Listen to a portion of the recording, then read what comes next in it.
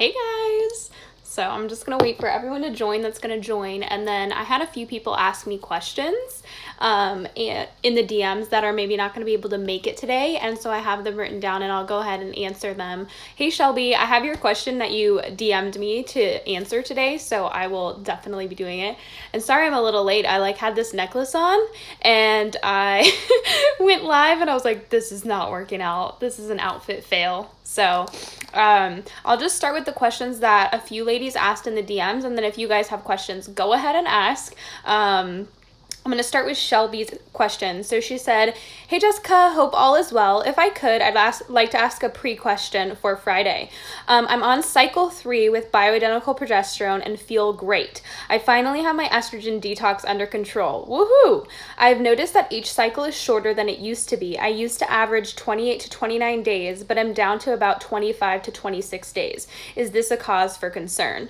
It just kind of depends. It's one of those things where you want to pay attention. So if you had severe estrogen issues or progesterone issues before you put progesterone into the picture, I think it's one of those things where having progesterone in the picture is probably a better idea than having an estrogen dominant period. Usually those end up actually balancing out. So you just kind of want to keep an eye on it. You always want to make sure that if your cycle is changing, it's not getting worse, it's getting better. So a lot of times you'll have some weird periods at first, and then they'll start to balance out, and sometimes 26 days becomes your new normal. But if it becomes shorter and shorter, at that point you kind of want to ask yourself, okay, what's going on? But anywhere from 21 to 35 days is technically a normal cycle, so that's just kind of something to keep in mind. But I personally wouldn't be concerned with it unless it got super weird. Okay, so Nicole asks, hey, I remember seeing once that you said adding grass-fed cream and coconut sugar can help reduce your body's stress response to caffeine in the morning. Can you point me in the direction of the research that explains that, or would you mind explaining to me why that would be? I roast coffee as a profession, so I have to drink a ton of black coffee. I feel you, girl. So it's really not research is not going to point to that, but we can look at what the body's response to caffeine is. A lot of people feel like caffeine drives anxiety or gives them jitteriness or feels kind of like stressed out feeling, or you almost feel like wired. And the reason for that is caffeine is a metabolic enhancer. It enhances your metabolism by supporting the liver and supporting that conversion of T4 to T3. It actually is thyroid supportive. This is why when people cut caffeine, they feel awful, because they're actually going into a hypothyroid state. So the thing is now a lot of people are on starvation diets. What I mean by that is they're on really low carb diets. Even if it's without their knowledge, they're restricting carbohydrates, they're restricting sugars, they're restricting protein, they're restricting carbs, or they're just restricting calories in general.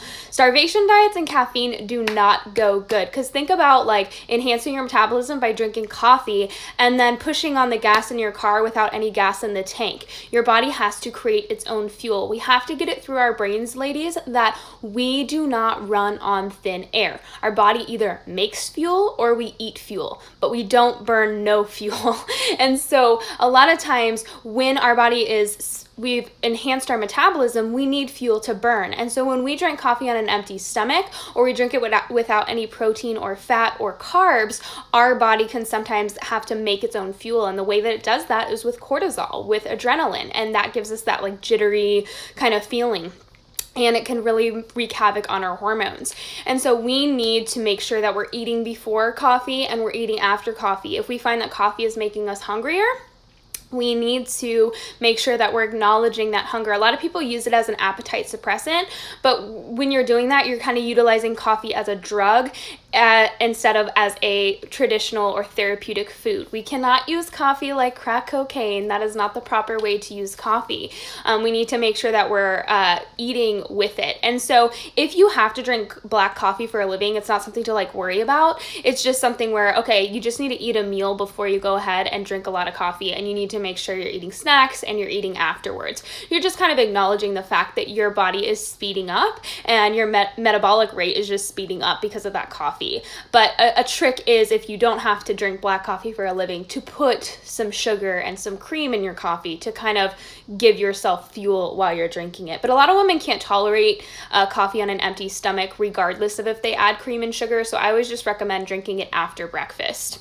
Okay, so Luminate Exposure asks, weird question, but without testing, are there any physical indicators of SD, my not so bestie, actually detoxing from my body? I love that. I know the presenting symptoms of chin and jaw acne will subside, but should I be looking for any indicators by urine or anything? Unfortunately, like, you can't really see or sense estrogen being detoxified. It's almost more symptoms. So we always want to keep the symptoms of estrogen dominance or estrogen excess in the back of our mind.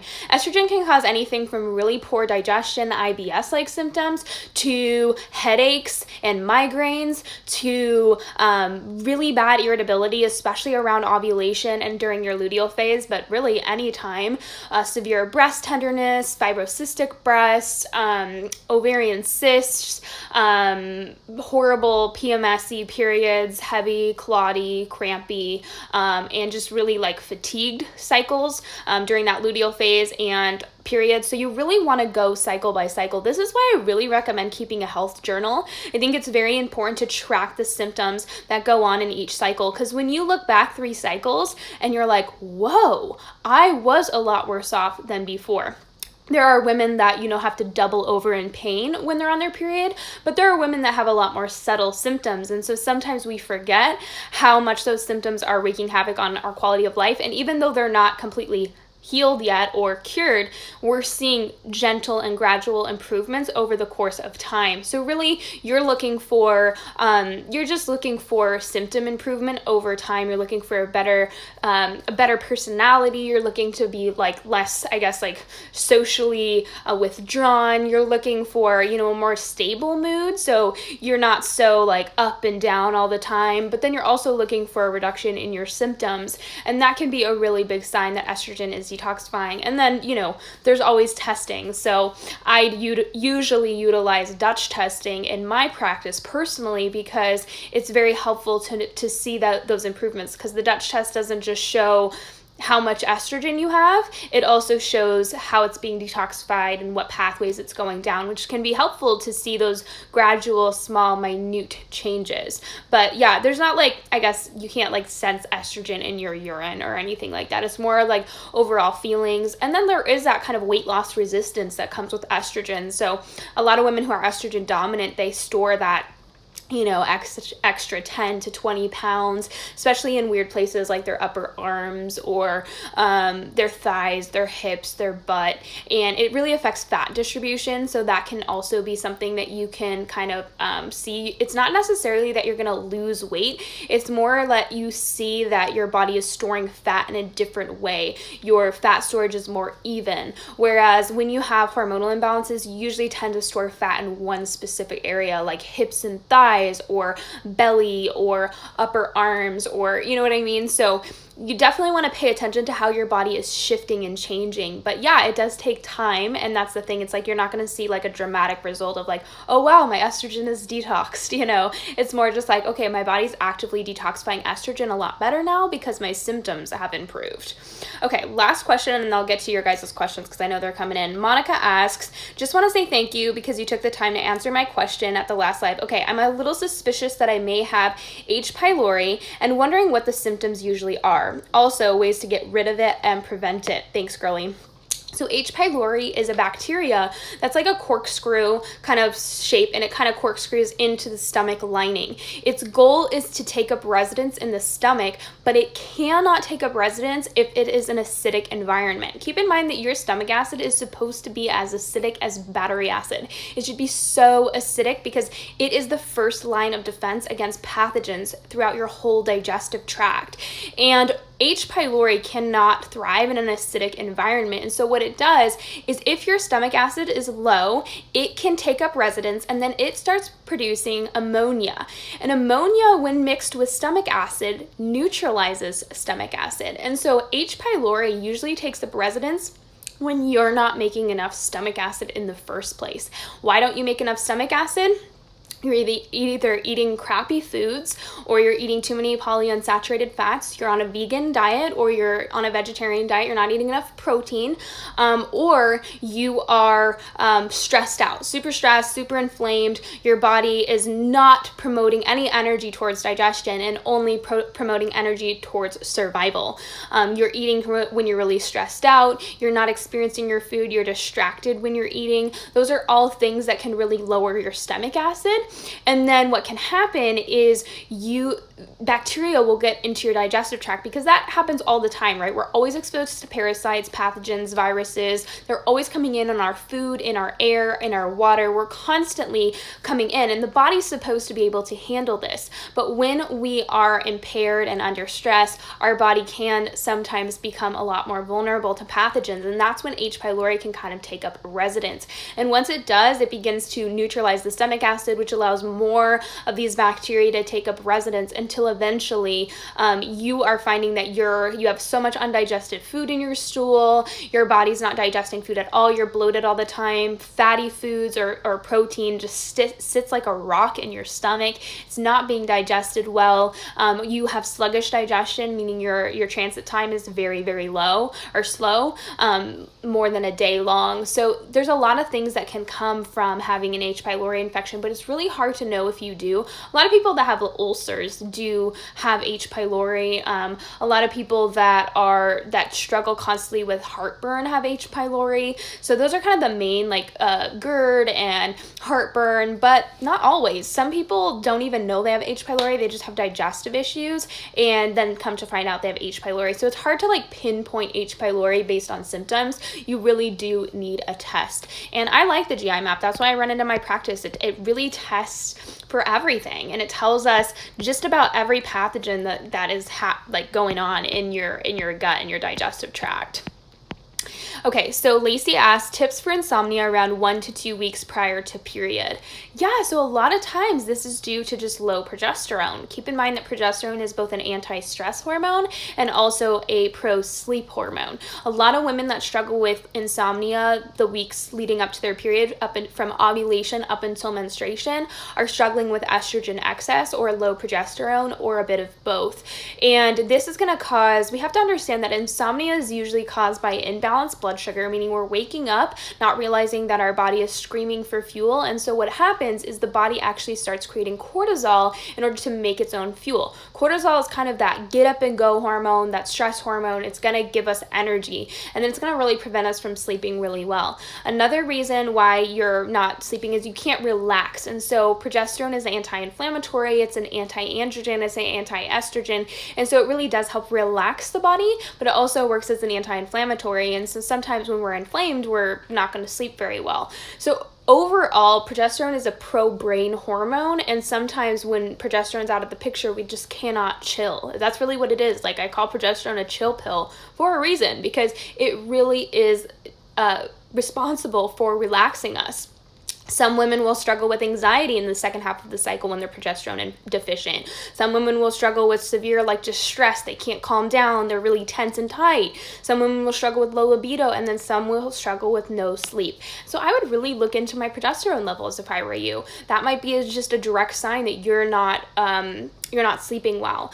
And sometimes just supplementing some progesterone or really working on getting yourself ovulating better, which I have a story on, can be really, really life-changing in helping you sleep that second half of the cycle.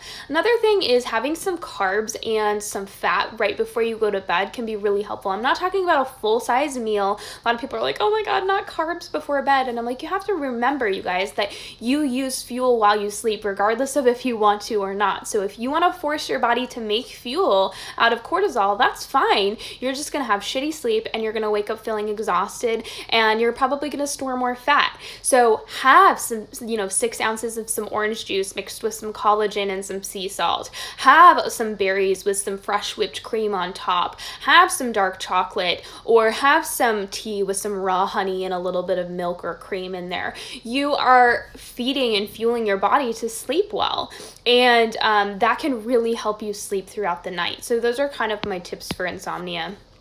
Sam says, I'm going to the doctor today. I quit birth control trolls 3 weeks ago. Which tests should I ask for her to run for me? I like trolls. We'll keep trolls. So when you quit birth control, you have to understand that your hormones do take a while to go back to normal. So a lot of times they will recommend not to take a test until you've had 3 consecutive periods post birth control, because that shows like your body's getting back to normal. So if you got your hormones tested now, they would probably, it would probably be good to test your estrogen and your progesterone and your testosterone. I would personally definitely check my thyroid. I would ask for a full thyroid panel. Honestly, post-birth control, that's one of my biggest worries with clients or with myself or with just about anyone, is you gotta make sure that that birth control did not wreck your thyroid.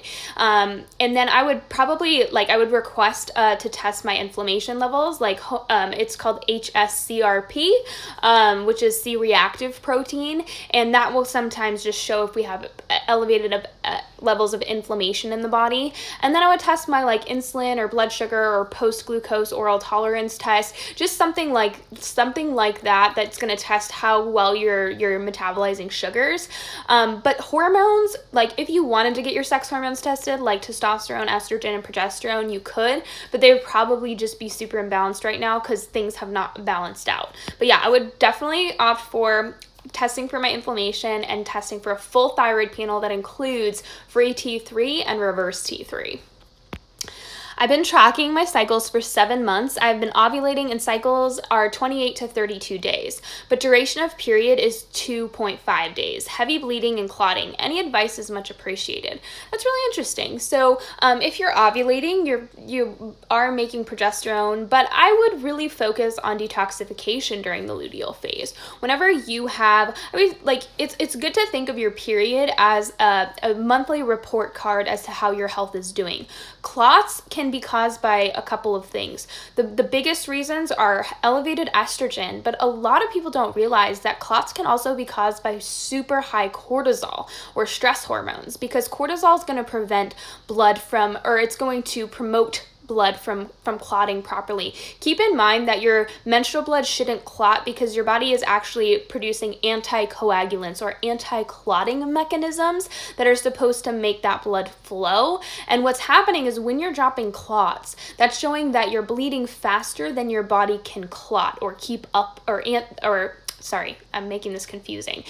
You're bleeding faster than your body can break down clots or use its anticoagulants. And so this is usually caused by cortisol. This is usually caused by stress.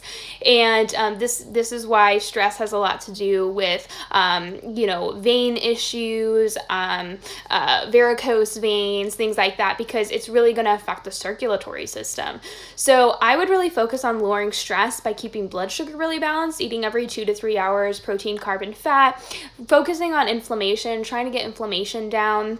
Also supporting detoxification. I think that there is merit to that. I think that this could be an estrogen issue or cortisol issue. It's hard to know, but you'd have to kind of look at more of your symptoms throughout the month. Do you have more estrogen dominance like symptoms, or do you have more stress or cortisol based symptoms? That's something that you might want to look into and focus on that accordingly. But yeah, 2.5 day cycles or periods are not necessarily bad. However, it's just, like you said, you have heavy bleeding and clotting. So you want to really look into estrogen and cortisol. Tips for insomnia. I've never had problems sleeping until now. I'm supposed to get my period in about 3 days. Is this normal? No caffeine afternoon for me, and no TV or phone an hour before bed. Yeah, those are really good habits. Sometimes leading up to your period, you can have the worst type of insomnia.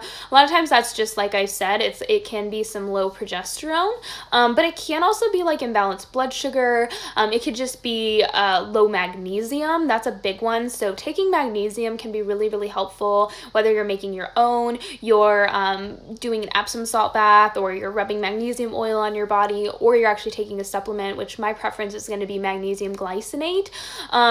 That can be really helpful. I actually really love, so I never had a problem sleeping until I went on a truly restrictive low carb or keto diet. I always tended to be like lower carb paleo, but I never restricted carbs until I went keto. And I had a problem sleeping for so long after that, even though I tried in carbohydrates.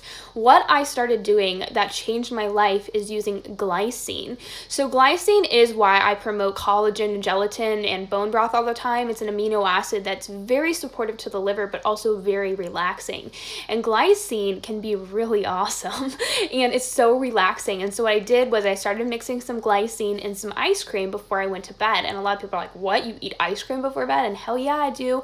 You have to make sure that your ice cream does not have gums in it. A lot of ice cream is bad for you, not because ice cream is bad, but because there's so much junk in it. You want to make sure your ice cream is just ice cream, meaning it's just cream or milk, egg yolks, and sugar. No guar gum, locust bean gum, whatever. Like, you just want to make sure you're eating pure ice cream, or make your own, which I do pretty regularly.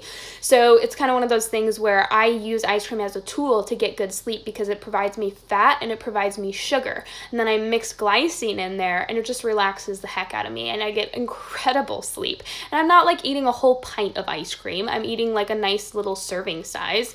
But it really allows me to relax and go to sleep. Another thing that you can do is mix that in a little bit of orange juice, and that can really help relax you. But like I said, magnesium first, and then if you try glycine, that's helpful. And then adaptogenic herbs do have their place. I always say, like, we want to focus on our habits first and then go from there, but sometimes we need more. Things like rhodiola, lemon balm, passion flower can be really relaxing.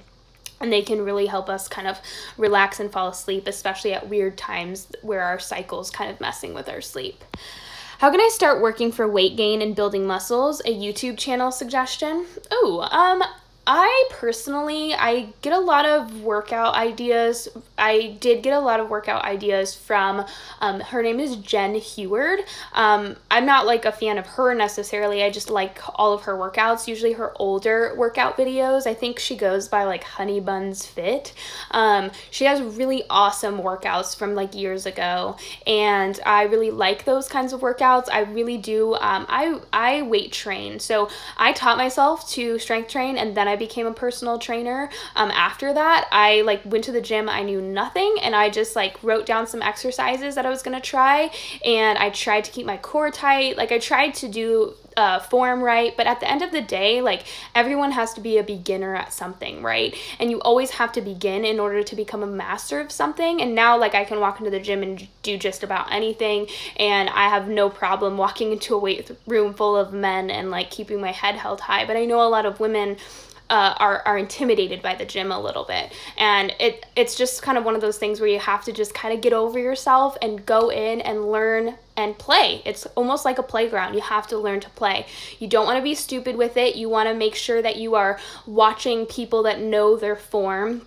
But I think that the best exercises are ones that are going to work compound movements, or they're going to work the biggest muscles in your body, the muscle groups. So I really like doing a lower body day, something that's going to work my glutes, my hamstrings, and my quads. The reason for building your legs up and your butt is because they are the biggest muscles on your body. And what do muscles do, ladies? They uptake sugar. They are metabolic regulators. If you want to stay leaner without having to do anything except for exist, build muscle. That is the best way to stay lean, even in your most stressful times, or the times where you're not maybe working out as you should. Like right now, for example, I can only get to the gym once or twice a week right now, and then the rest of my days I'm just doing a quick walk or a quick stretch because I'm in a stressful time where I don't have a lot of time. In the times where I have time to get to the gym pretty regularly, I do, because I know that when I have to fall back and I'm going into more stressful times, I don't want to blow up like a balloon, and my muscle keeps me pretty metabolically regulated. And so I recommend like finding some YouTube ladies that are really like inspire you and are actually doing form properly. Don't follow like an Instagram influencer that's, doing squats with a pelvic tilt, sticking their booty out. no, get away from me, Satan. You want to actually follow someone that knows their form and is really good at what they do, and watch, learn, visualize that, and then go put it into practice. And then you want to also maybe do one upper body day that you're working your big major muscle groups like your back, your lats, your traps, and your shoulders, because that's going to really help. Again, those are bigger muscle groups. And so the more muscle you have, the better your metabolism works. And then for weight gain, you want to really keep stress low. Keep in mind, you guys, that weight gain in some people, so like if you have weight loss resistance or you hold on to a lot of fat, it's a very similar metabolic issue to the women that are too lean or have a hard time gaining weight.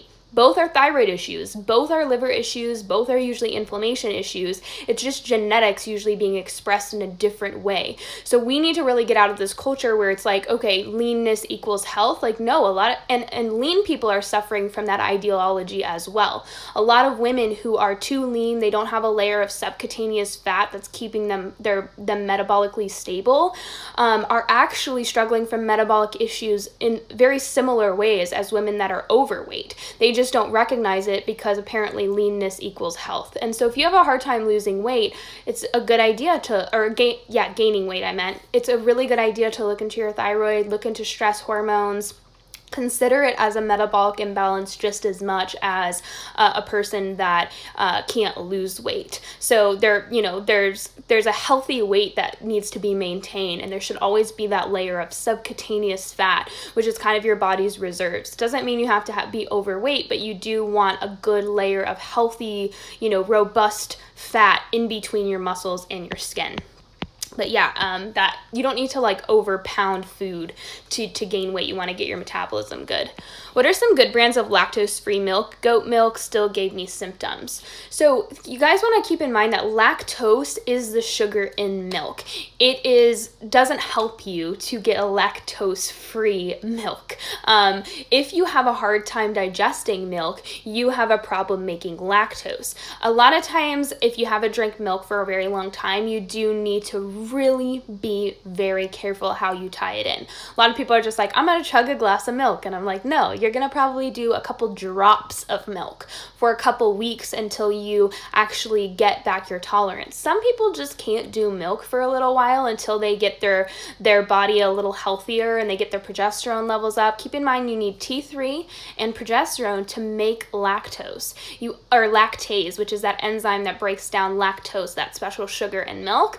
You also need to make sure your digestive system is not super wrecked with bacteria. And so this is why I always implement the raw carrot salad when we're trying to also implement dairy back in, because you want to make sure you're really focusing on getting bacteria out of the small intestine.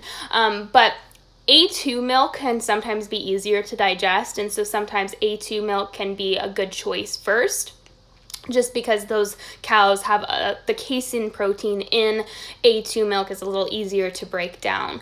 But if milk's giving you symptoms, how much did you tie in at first? It needs to be a very little amount for 2 or 3 weeks until your body kind of gets back that ability to digest milk. And so like sometimes it's just a couple drops that needs to be taken. Sorry, my stomach is growling.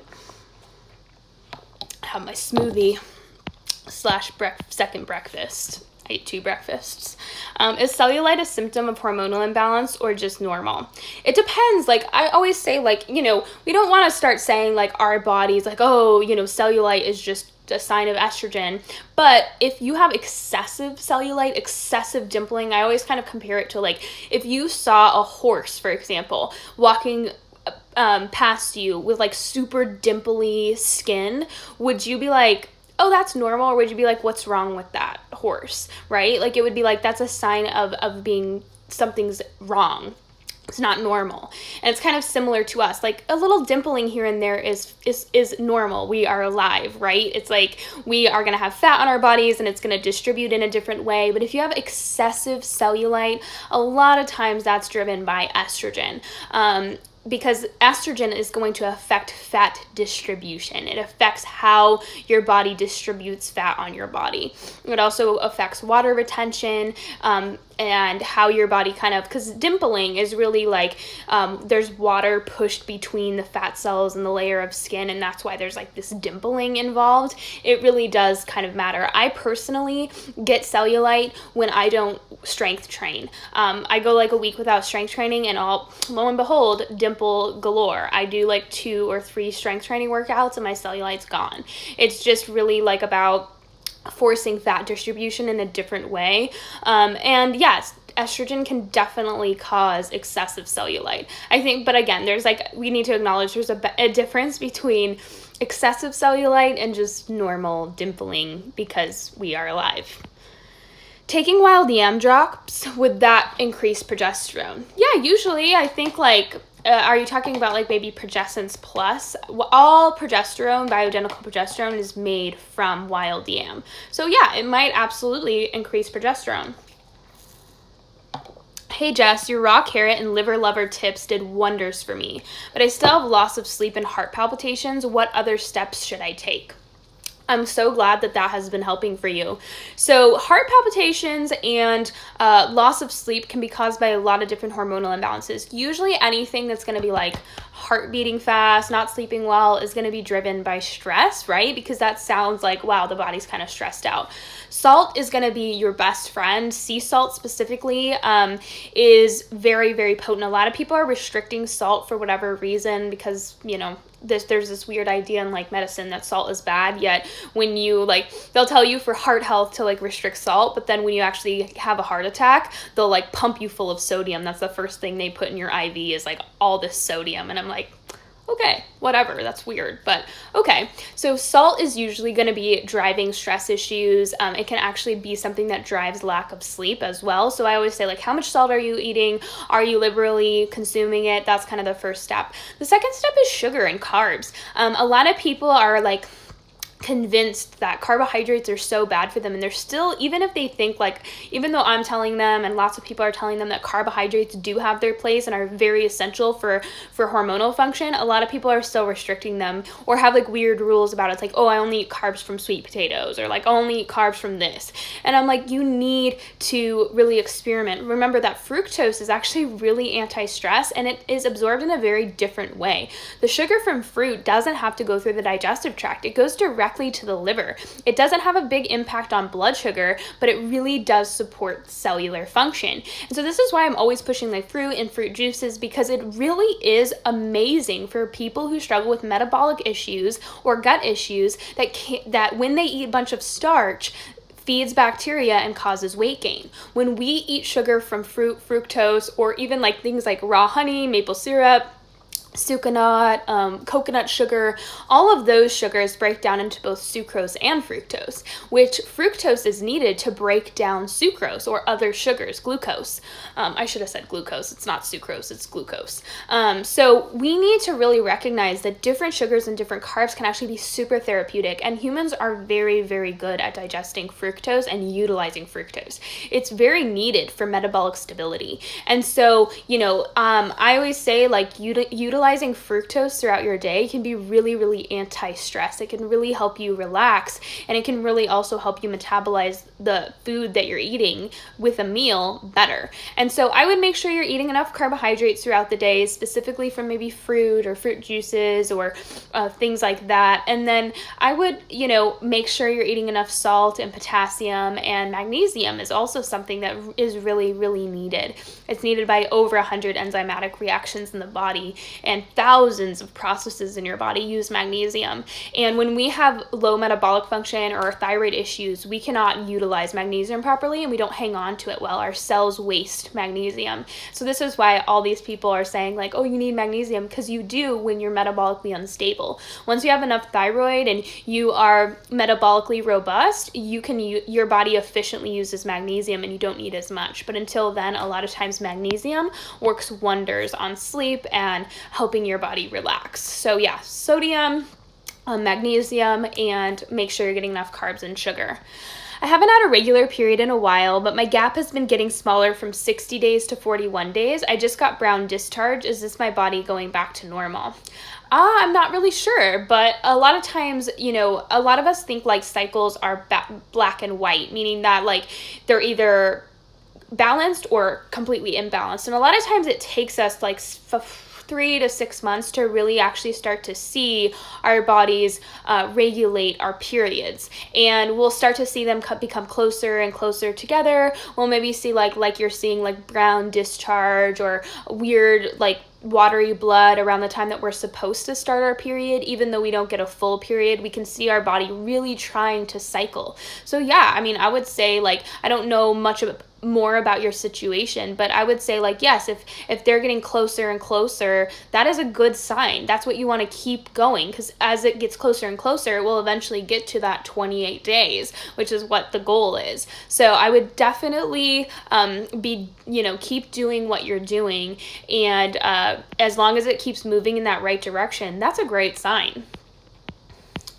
Can I overconsume dairy? I literally crave it so much. Well, for some people who have a hard time digesting it, and like sometimes people who go a long time without eating it, this goes for both meat, like with my vegans and vegetarians, when we implement meat, it goes the same for like my people that have been cutting dairy for a long time. It's like when they start eating something, the floodgates open up and their body just cannot stop craving it. Like their body just wants so much of it. And this shows you like just how much the body is so wise. And it's like, oh my gosh, I finally got the nutrients I need from a place that offers me a huge source of those nutrients. And so your body's just telling you. Cravings are just a biological signal to cover nutrient imbalances, right? Our body's like, I need these nutrients. And so sometimes we'll crave weird things when we're not consuming a certain food. Dairy is a great example of that. A lot of times when women restrict dairy for a long time, they crave nuts, they crave so many weird things, and they almost binge on like even quote unquote healthy foods, and then they tie dairy in and they don't even really crave nuts or too many greens anymore because they're getting the nutrients that they were craving. They weren't actually craving those foods, they were craving the nutrients. And so that's a long way of saying like, there is a fine line. There's not like an overconsumption of dairy, in my opinion. I think it's a great source of protein, especially if you tolerate it. Like I can only eat so much until I kind of start to get a little bit bloated. And so I wish I could get most of my protein from dairy because it's so anti-stress and it's so bioavailable, meaning that's actually really easy to get the protein, which is whey and casein, from dairy. And so if you don't like feel bad doing it, I don't think there's really an overconsumption of dairy. It's a perfect food. It has protein, carb, and fat. The proteins in it, casein and whey, are really amazing for lowering stress. The fat in it is saturated, which is wonderful for metabolic function. And the sugar in it is lactose, which is wonderful for metabolic function. So it's really like this perfect food. So I personally wouldn't stress about it unless it was causing digestive issues, and then you're like kind of have to give yourself like if I eat more than this, then I start to get like bloated and weird. But if not, I wouldn't worry about it at all, and that will probably regulate over time. Especially if you've restricted it for so long, eventually you'll get to the point where like, okay, like I got enough dairy now, like I can go back to eating like enough dairy like a normal person. But yeah, I wouldn't worry too much about it. What time do you sleep and wake up? You look beautiful. Thank you. I feel like really like pale right now because I haven't gotten out in the sun this week as much as I normally do. But I usually try to get to sleep by 10 o'clock. I think that the prime hours of sleep are between 10 p.m. and 2 a.m. Keep in mind that if we go to sleep past 11, usually a second wind happens around that time. Keep in mind that darkness is technically a vulnerability or pushes us into a survival state because we can't see in the dark very well, right? And so we would be vulnerable to predators during darkness. And so if you are sleepy and you can't see very well, that puts you in a super dangerous place. And so a lot of times, humans would go to bed early, they would go into their caves or whatever, and they would go to sleep. But if you are going to be awake all night long, your body does pump out cortisol in order to kind of give you that adrenaline state, and you stay awake, you stay alert because you are in danger, you can't see in the dark. And so we have to think of that in that terms. So 11 o'clock, usually you get your second cortisol spike, and that's when you get your second wind. So you'll find that if you stay up later than 11 or 12, you find that like, oh, it's harder to go to bed because your body has now pumped out cortisol to keep you awake and keep you alert. And so it's best to go to bed by around 10 p.m. I think that that's like a really reasonable bedtime. And then I usually will wake up. I'm an early riser. I'll usually wake up around like 5 or 6 a.m. Just kind of depending on what I feel like. I usually try to, like, I'll just wake up with the sun. How can I increase omega-3? Is fish oil okay? I'm not a big seafood fan. Thank you. I'm not really worried about omega-3s. A lot of people are calling them essential fatty acids. You look into the science of that, and that is some really biased science. Keep in mind that fish oil is an industry. It used to be a waste product that was used in oil-based paints. When oil-based paints turned to cheaper oils or different oils, they had to figure out where they were going to put both flaxseed oil, canola oil, soybean oil, and fish oil. And so they started to figure out ways to maybe promote it as a supplement. And that's when studies were done to prove that it was an essential fatty acid. Remember, you guys, that scientific studies, peer-reviewed scientific studies, science is biased. Remember, humans are biased. We just are. Humans are not perfect. Science would only be perfect if humans were perfect, and unfortunately humans are not perfect. We have brains, we have opinions, we have we go into certain studies with assumptions, and if assumptions are being made about the body that are wrong, then that whole study is based on faulty, shoddy science. And so we do have to make sure that when we're looking at a study, it's not just because a study says something. It is, what was that study trying to prove in the first place? Who was funding that study to try to prove something? And who has something to gain if this study comes back a certain way? Unfortunately, it is the world that we live in. Industry is driven by science, and so it makes sense that science would come out with ideas that support industry, right? Or people wouldn't be able to make money. So I'm not really worried about omega-3s. I'm more worried about the trace minerals found in seafood, specifically shellfish and whitefish, like iodine, zinc, and selenium. And so I personally am not really worried about omega-3s. You get them enough from, just eating foods in general, especially if you're eating a wide variety, especially if you're eating beef. I mean, you can get omega-3s from grass-fed beef. So I'm not really worried about omega-3s. I'm more worried about the trace minerals found in seafood. Is estrogen the same as testosterone? No. Estrogen is more of a female hormone. It is a hormone of growth, whereas testosterone is more of a male hormone, but it has more androgenic properties. So women and men both have estrogen and testosterone, but women tend to have more estrogen and men tend to have more testosterone. What reasons to bring up when trying to get my doctor to prescribe bioidentical progesterone? You would say like progesterone is anti-inflammatory, anti-androgenic, anti-estrogenic. You would say like you would want to get your progesterone levels tested, especially if you feel like they're low. You can just show your doctor like, look, they're low. I would really like to get bioidentical progesterone, but honestly, guys, most conventional doctors just won't prescribe bioidentical progesterone unless they're pretty open-minded and they're pretty willing to listen to you and work with you. So that's kind of like a thing where you can try, and you can absolutely, like, your doctor and you kind of know what works with them, like, how they discuss things. But if they're like a one-sided brick wall, then probably gonna have a hard time getting them to prescribe anything to you. But you could say, like, you could bring up the fact that prometrium has been used to really help with PMS symptoms and help with bad cycles, and just kind of talk about estrogen dominant symptoms to them, and bring up the fact that, prometrium has been used for that in the past, bioidentical progesterone. So that's something that you can, bring up to them for sure. And you want to kind of talk about your symptoms with them and say, like, you would really like to try bioidentical progesterone to see if that would help with your symptoms. But yeah, it just really depends on the doctor.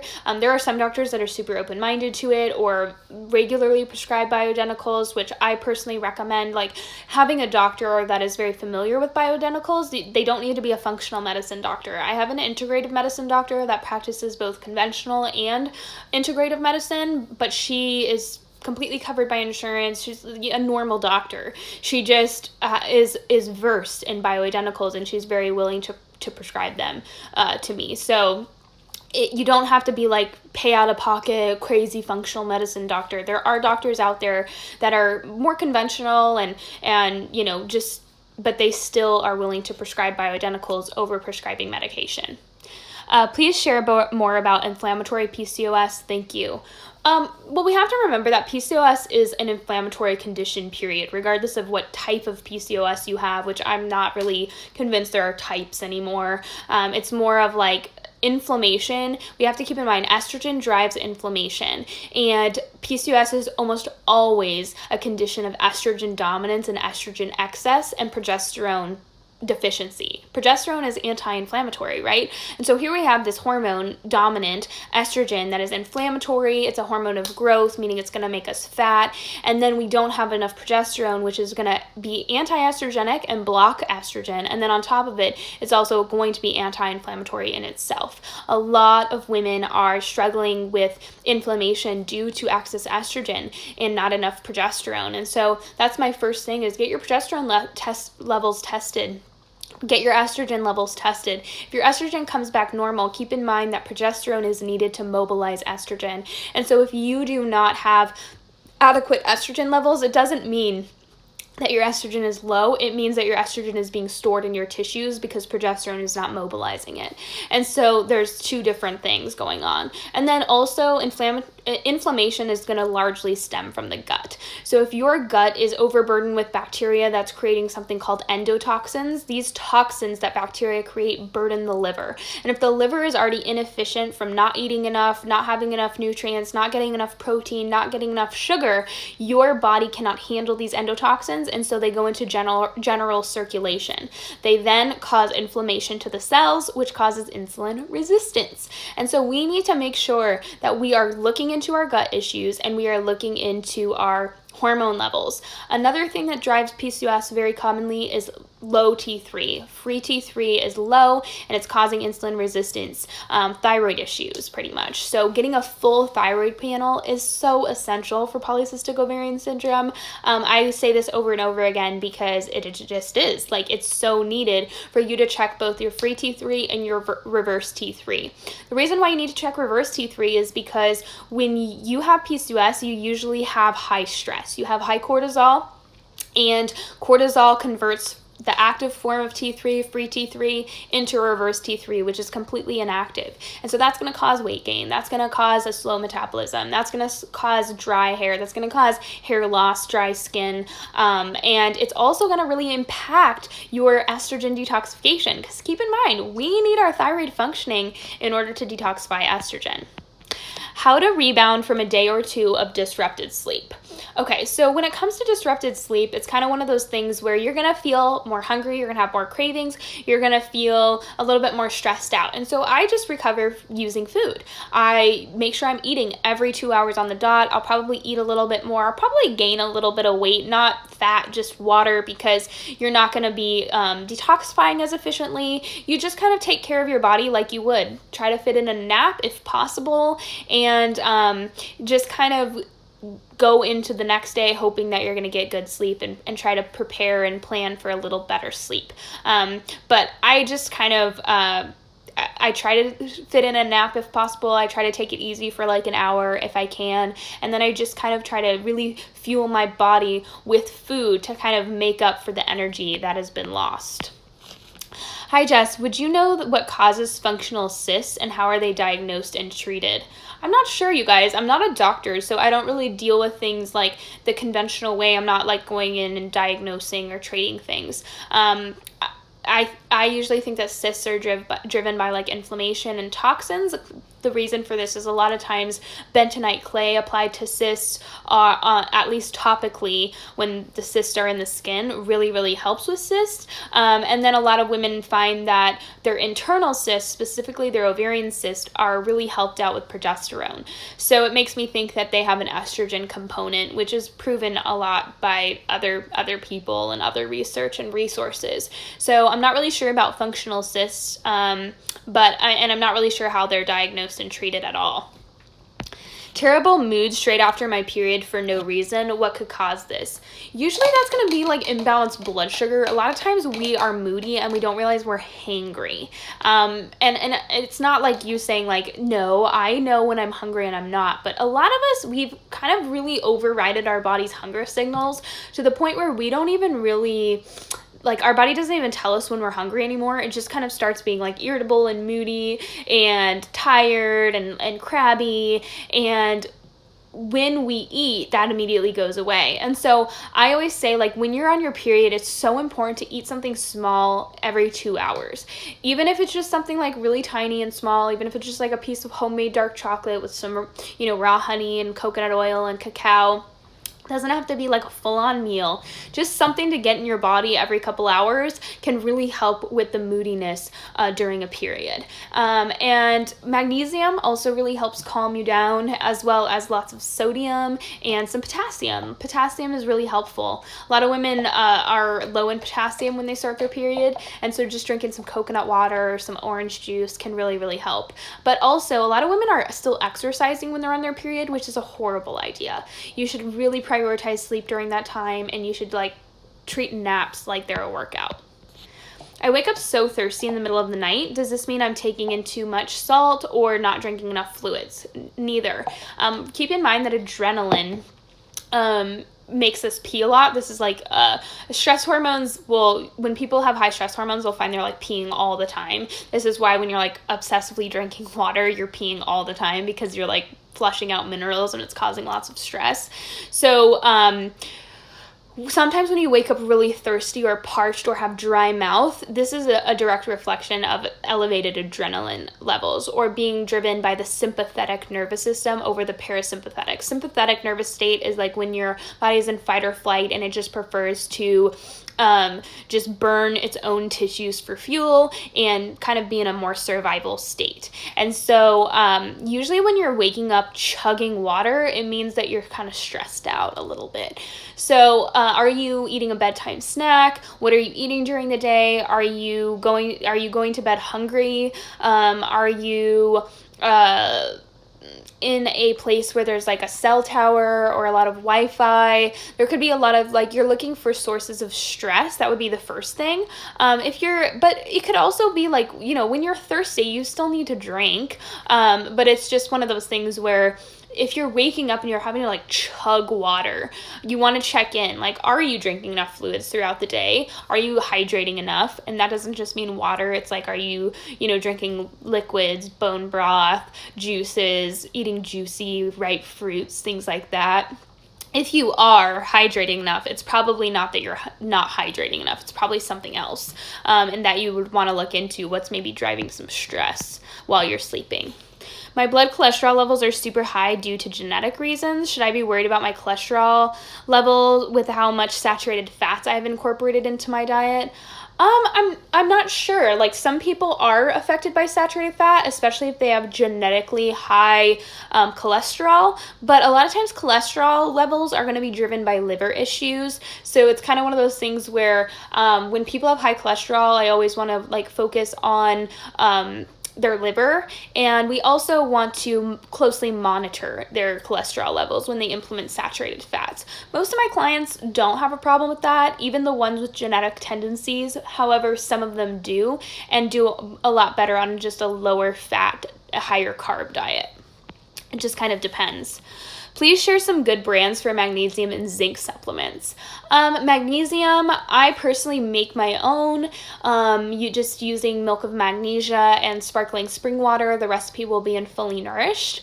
And for zinc, but you can also buy magnesium glycinate, which I use Pure Encapsulations brand. And then zinc supplements, trying to think. Jarrow is a good one. It's very cheap, but it does the trick.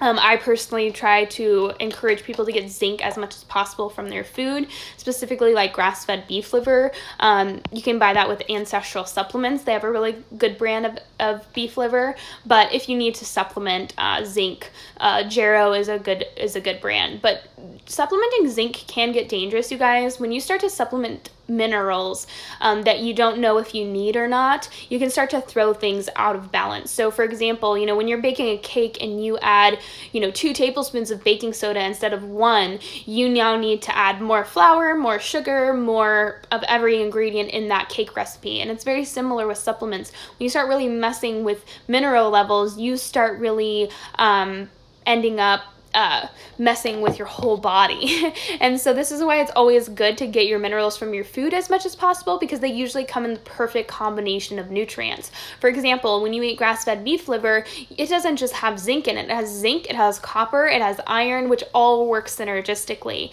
For example, when it comes to seafood almost always has iodine, selenium, and zinc in it. They all work synergistically. And it's very hard to mimic that with a supplement. When we take birth control with PCOS, we still store fat in a specific place. Why is that? I thought birth control stops production of hormones. It stops the production of your own hormones, but it replaces it with synthetic versions of them. So for example, when you take birth control, you are still getting estrogen, but you're getting manufactured or man-made estrogens, xenoestrogens. And it goes the same for progesterone, like you're getting progestins, which are a fake or man-made progesterone. So you're not getting the same benefit as your own made hormones, but at the same time, you are replacing them with synthetic hormones. That's how birth control actually stops your cycle, is your body is now registering synthetic hormones and is no longer making its own. I've been taking organic Olivia Parapro, which is supposed to help with candida and parasites. There's still a thin light brown film on my tongue. Do you know what could be causing this? So anytime you have a layer of film so a thin white film on your tongue is normal. You want your tongue to be clean, and things that you're going to eat are going to change that. But if you're having really weirdness on your tongue and you have gut issues, there's something wrong, because the mouth is kind of the flower of the gut. You can totally get a tongue scraper, do coconut oil pulling, that's really helpful. But, taking a parasite tincture doesn't fix a parasite problem, especially if you don't have a parasite problem and you have a bacteria or a fungus problem. All of these supplement companies and people that are well-meaning on Instagram, they try to convince you oh yeah, you have parasites. And 9 times out of 10, people don't have parasites. They have parasites, fungus, bacteria, H. pylori, so many issues, and so you could try to kill parasites all you want, but killing something doesn't actually prevent it from coming back. And that's the biggest thing, is when you have parasites, usually your digestive system has broken down from the very top of the digestive system down. And so you could take herbs to kill something, but they're probably just going to come back, because what allowed a parasite to take up residence in the first place is not fixed. And so, yeah, it's hard to know, but if you're taking something and it's not changing the gut, it's probably not parasites in the first place. Do you recommend small frequent meals or large less frequent meals? Are less frequent meals easier on the body? I'm confused. I used to recommend larger meals, but what I found is women were still that. Personally for me, and also for a lot of women, they were struggling with weight gain, because a lot of women with PCOS and hormonal issues, they can't handle a lot of food at once. They have lots of gut issues, or they have blood sugar imbalances. And so, for example, let's say you're eating 3 less frequent meals a day. You're eating bigger portions of carbs, bigger portions of protein, bigger portions of fat. And if you're not robust enough to handle that there's a lot bigger of a likelihood for that to go into fat storage. So your body's processing all of that, and hopefully it can process all of it, but then in addition, it has to utilize it. And a lot of times when you have hormonal imbalances, your metabolism is not optimal. And so to force your body to try to use, 50 grams of carbs in one sitting instead of 20 there's going to be a lot more likelihood of storage happening. So that's why I've kind of switched my perspective to smaller frequent meals over the course of the day, because I find that really supports blood sugar balance.